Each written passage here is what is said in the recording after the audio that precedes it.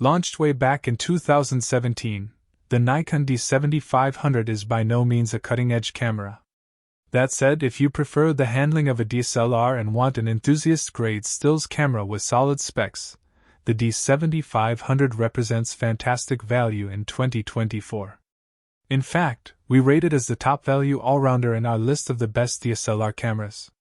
Its excellent 20.9 MP sensor and powerful 51.AF system still stack up well today, even if its single SD card slot and slow-live view focusing show its age. We also rate its battery life and sturdy build quality. The D7500 is often on sale, and we think you'll still be hard-pushed to find a better DSLR camera for the money.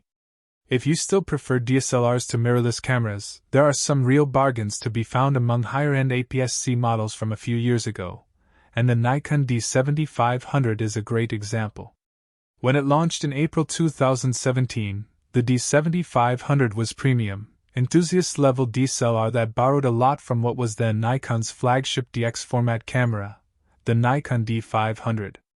It sat below the latter and above the D7200, which has now been discontinued. So what does it still bring to the table?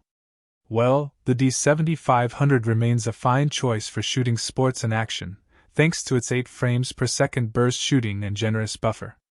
Impressively for an enthusiast-level DSLR of its time, it also shoots 4K video at 30 frames per second.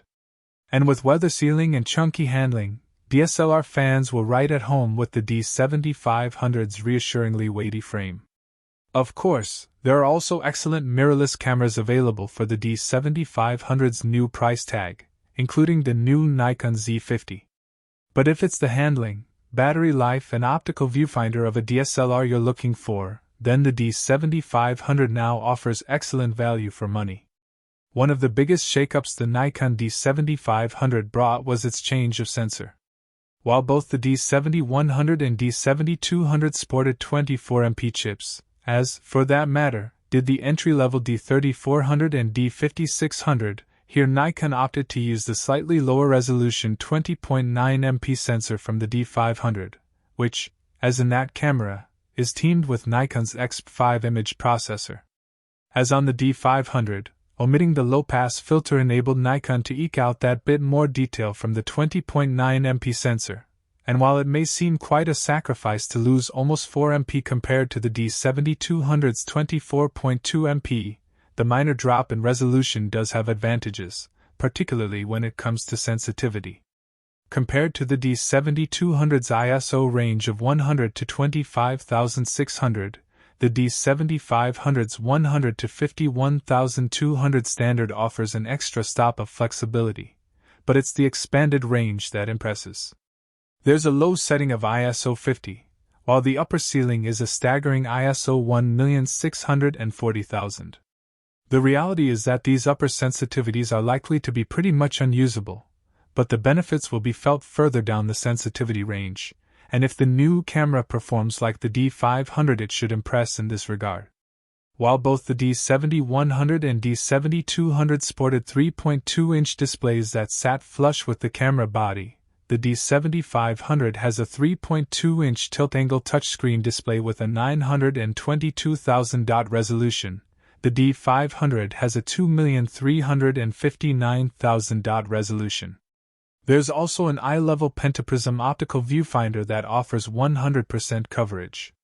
We were pleased to see 4K UHD, 3840 by 2160, video capture arrive on the D7500, at 30, 25 and 24p for up to 29 minutes and 59 seconds. As usual, there are lower resolution video modes, and full HD footage can be shot in 60p for slow-motion playback. In addition, 4K UHD time-lapse movies can be created in camera, and there's electronic vibration reduction to reduce the impact of camera shake when shooting movies handheld.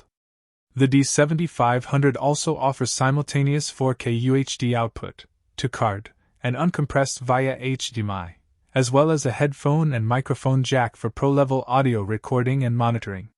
Speaking of cards, the D7500 only features a single SD card slot, not two, as on the D7200, which will no doubt be a disappointment for some potential buyers. As we've seen with the D500, D3400 and D5600, the D7500 sports Nikon SnapBridge technology, enabling the camera to stay permanently linked to a smart device over a low-power Bluetooth connection, or via Wi-Fi.